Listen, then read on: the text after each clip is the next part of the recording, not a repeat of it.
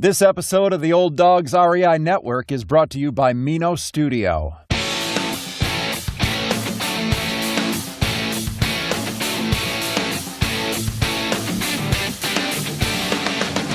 Welcome to the Old Dogs REI Network, where cash flow is king. Real estate investing, the means, so you can enjoy your retirement dreams. This is the show where we cut right to the chase. No sales pitch, no long monologues, just simple how-to real estate investing advice, so you can earn the passive income you need to enjoy your retirement today. And now, your host and chief old dog, Bill Manassero. Hello, old dogs, and welcome to Fun Facts Friday.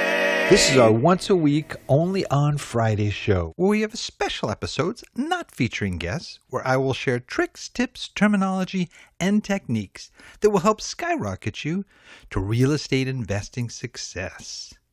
Today's topic is Ask Bill, and you guys are familiar with that, hopefully by now. This is our monthly Fun Fact Friday Ask Bill episode, where I answer specific real estate investing questions received during the month from emails, in-person conversations, phone calls, or through online portals such as biggerpockets.com and Quora.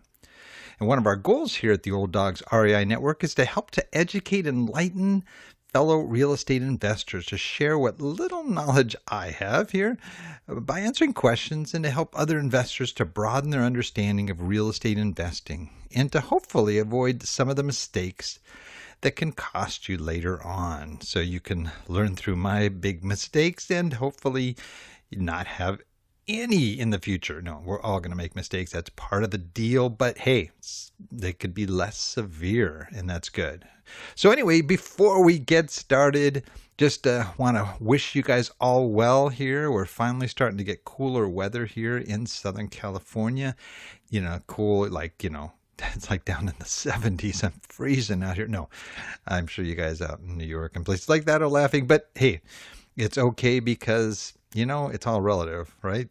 And I do have a few relatives out there too in New York. But anyway, I'm just going to try and give you some quick announcements and then jump into our topics here, or actually into our questions here. I just want to remind you guys, we have this great contest going on, okay? And I was asking for suggestions for prizes, and I've been getting a lot, but our producer said, you know what, Bill, I'm going to offer you this. And this is a cool prize, okay? This is going to be one of our main prizes we're going to give away.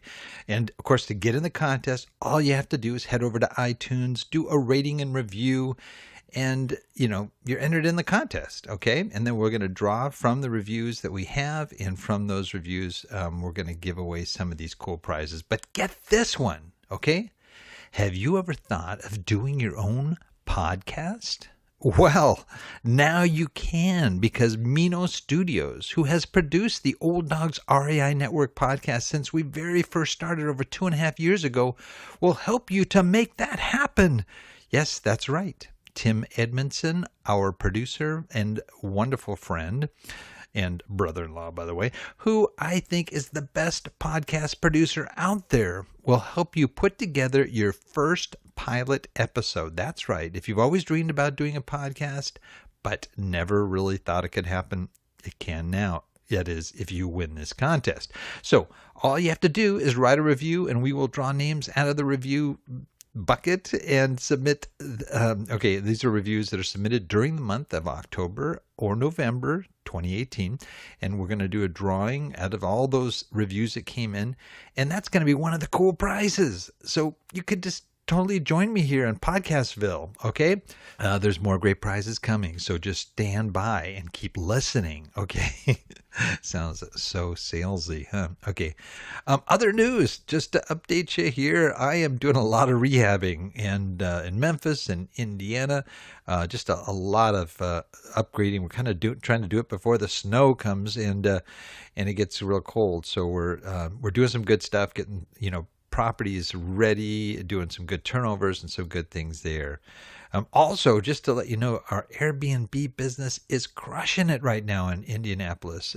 It has worked out really, really well for us, and that is something I would highly recommend, especially if you have multi-properties or like a multi-family property where you might have some units that you want to keep going, and you might want to pull in twice the cash that you would pull in from a normal rental.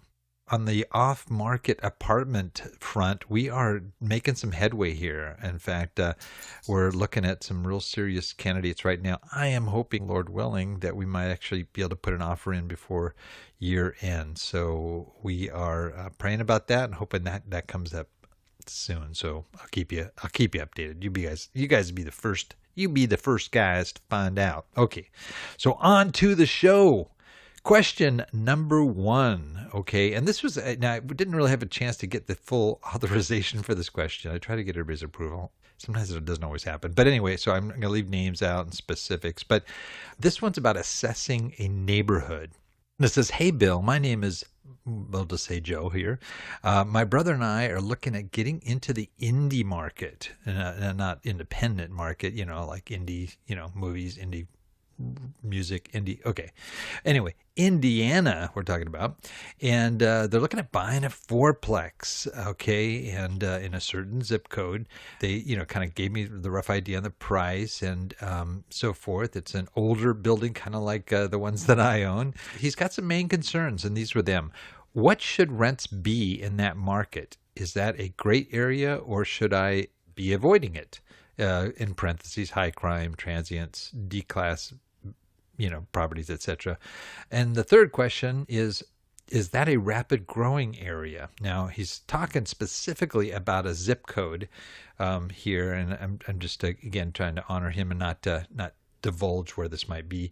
But he is asking, is this are there B, C, D classes and so forth? So anyway, Joe, that's just the cover name here, but Joe, great hearing from you.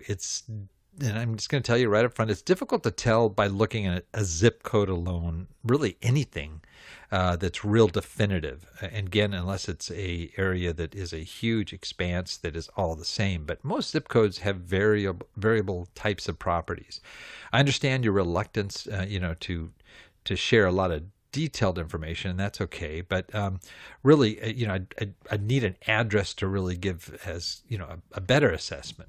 What you really need to know is it a good neighborhood, and if it is a good, and if it's a good street. Okay, so the zip code is a little too broad because okay, I'll give you a case in point. 3-bedroom, 2-bath home in Memphis. Okay, I checked this place out really, really well. I mean, at least I thought I did for a guy that really didn't know a heck of a lot when I bought it. Great house, built in the 80s, brick, good condition. Good neighborhood. You could see there's pride of ownership there. But I looked at everything. It looked like there was growth there. It's strong. All the indicators were there. Home prices were going up. What I didn't do though is I didn't really track, a couple of even streets over. Because what was happening was something I couldn't detect by the data that I looked at, and that was that this home was a rental amongst, many owned, homes where people lived in them, right? Resident-owned homes. And so I couldn't, I saw, well, there's a few rentals out there. I could see some for rent signs, but this was, didn't look apparent what was going on. So I bought the house and no problem getting renters in it. It was going great. And then things started to happen. Quality of renter went down. The time between occupancy was getting bigger. And I'm going, what is going on here? And so as I did a little bit more research, I found out that there really was an issue in that if I would have looked maybe 3-4 blocks away, I would have noticed that there are large, almost entire blocks being purchased, almost like wholesale. And those properties were being wholesaled out. They were being sold to investors. There were also turnkey companies buying lots of homes in that area. And all of a sudden, this nice little neighborhood that was a nice blend of rentals and regularly owned, owner occupied homes, all of a sudden I am in a place that is like almost all rentals. And, you cannot control how other landlords are going to screen their tenants and try to provide a nice living experience for those in the neighborhood. A lot of times they're just there for the money. And so what had happened is that, the home was doing so well, the equity went up. I took a cash out refi against it because I had so much equity in it. And boom, everything's just cruising. No problem keeping people in this nice home. And then when it started to go down, so did the value of the home. And that was a drag because I'm thinking, wow, is the bank going to, the due on sale clause, pull that on me where they want me to, to basically make up the gap, on this, 85 or 80% loan or whatever it was. And so I think that, started to get me, but then I just realized, gosh, this is really, really tough. So neighborhoods are important. Streets are even more important. Need to know the street. You need to know what's going on there. So I think I made my point. So the first thing I would say to you, Joe, is that there are some good free resources that you can check out that will give you a good feel for things going on in a neighborhood. One of them is called neighborhoodscout.com, and there'll be a link in our show notes, so you don't have to write that down necessarily. And another one's called spotcrime.com. We'll talk about what kinds of crimes are occurring in the neighborhood and, with what kind of frequency. Both of these are free services that will help you assess your neighborhood, especially crime rate and other factors. All you have to do is put in the specific address in it. So it's a great resource if you ever get a chance to check out those. Since I don't live in Indy and I'm buying properties there, but I'm not living there, I'm probably not the best person to ask about real specific neighborhoods because, again, I would talk to people that live there and are not just living there, but are doing business, specifically real estate business, in the area that you're interested in. So I'd talk to realtors and real estate agents, investors, property managers, people who really work day to day with those areas. Property managers are great because they're seeing what kind of tenants you can get for a certain property. And they can give you the first-hand assessment regarding things of safety, investability, whether it's a B, C, D area. I mean, Ds are pretty bad. You can see a D area. But, looking at this I thought it was close to a B when I bought there. I'd probably say it's a C minus now because of just some of the economic indicators. Those are, some of the key things. Now, you also asked me what should rents be?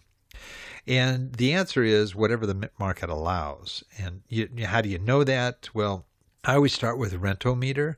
Rentometer.com, again, another free online service that you can plug in the address, the number of bedrooms, and they'll give you a range of what should be a good offering. Now, Rentometer, I love the product, and I'd probably be a spokesperson for them if I could, but it does have some drawbacks, and sometimes it's difficult because they're just looking at what's for rent. So if you see a 3-bedroom something, it may be a home, it may be an apartment, it could be a duplex, could be all kinds of things. So you have to really know that it's something comparable to yours. It could be a much older, a newer building, could be a luxury apartment. We don't really know all the time. So that's a good place to start. But then I'd also use services like hotpads.com or apartments.com, Zillow, realtor.com, and Trulia, and do searches for rental properties in your area. Put in the criteria that would match as close as possible to your particular property and get an idea. You're going to come up with some comparables.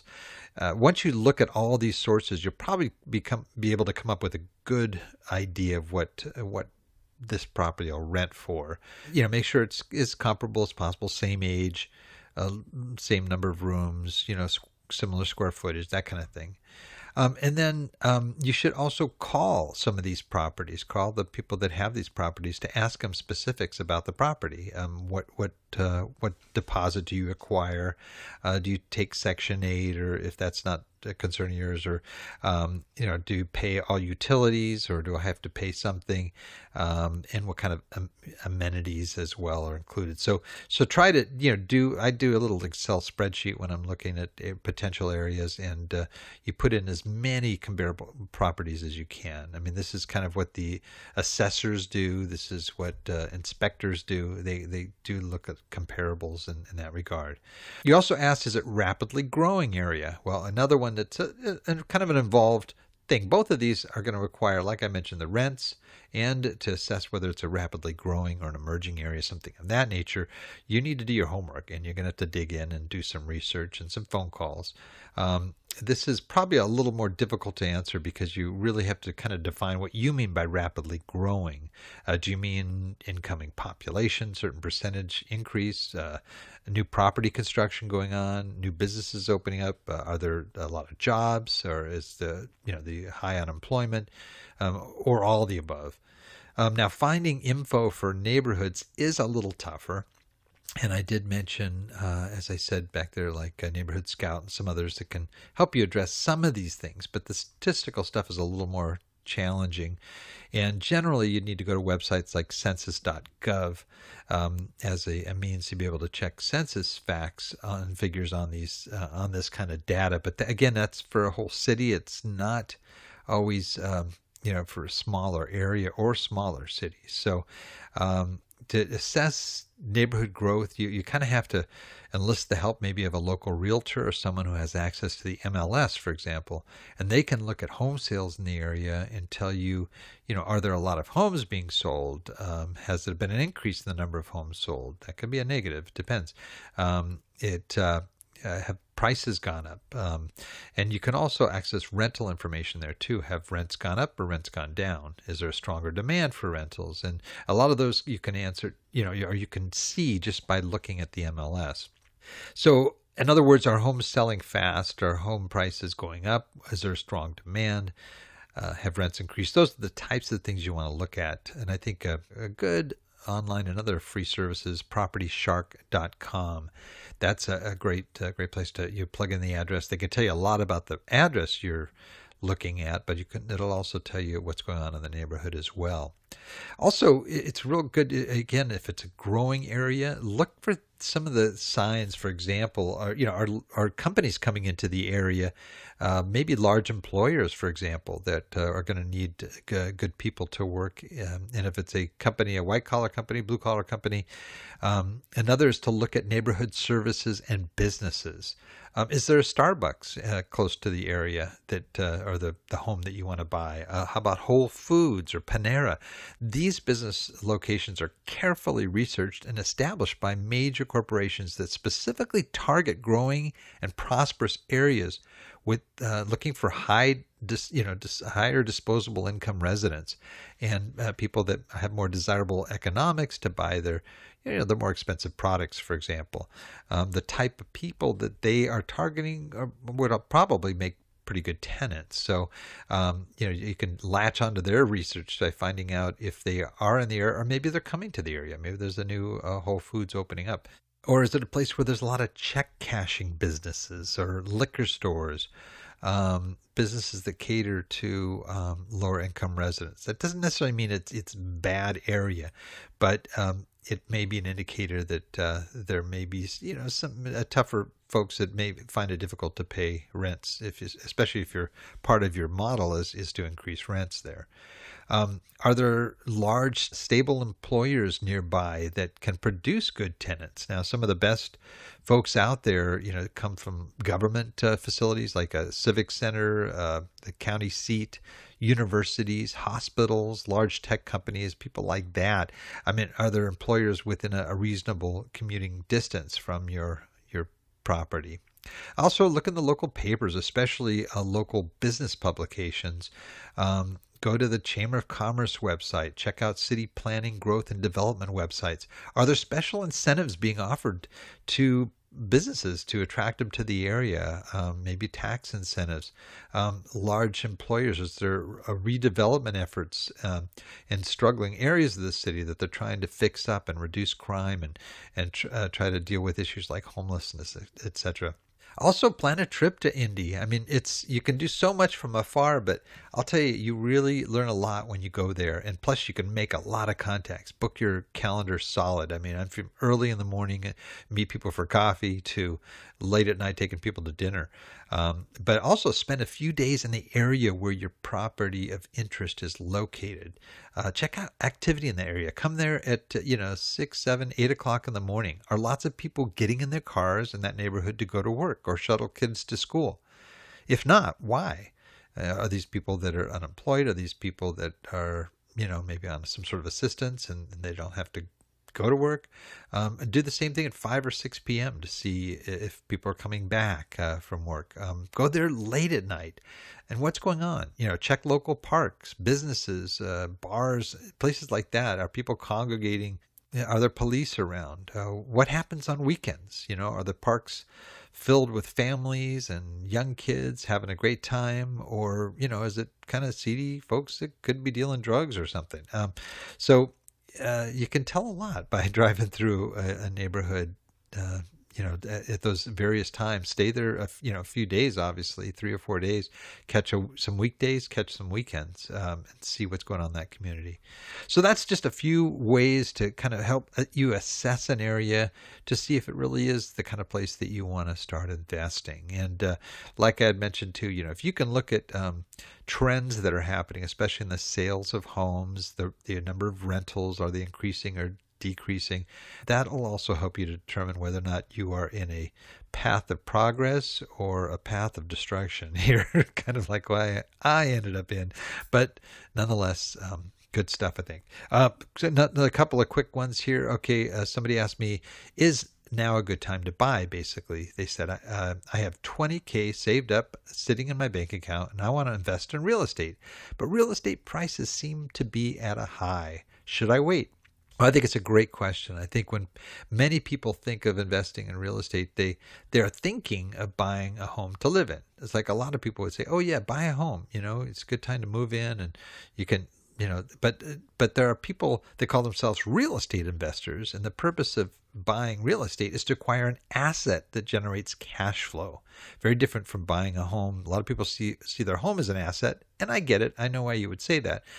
But according to Robert Kiyosaki, for example, author of Rich Dad, Poor Dad, assets are things that put money in your pockets, while liabilities take money out of your pockets. For example, when you buy a house as a home you live in, it usually takes money out of your pockets in the form of mortgage payments, insurance, property taxes, utilities, repairs, and so on.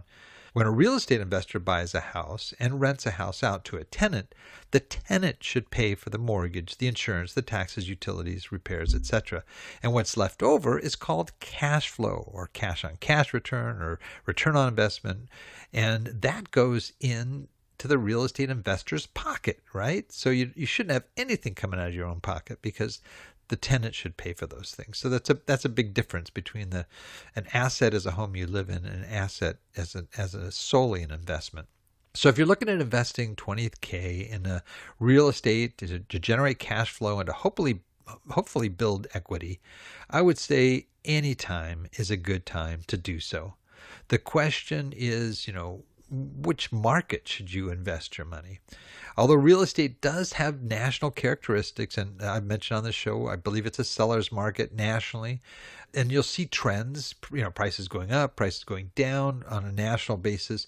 But really, real estate is comprised of a lot of local markets, and there may be those local markets where you may see prices tapping out and topping off here nationally.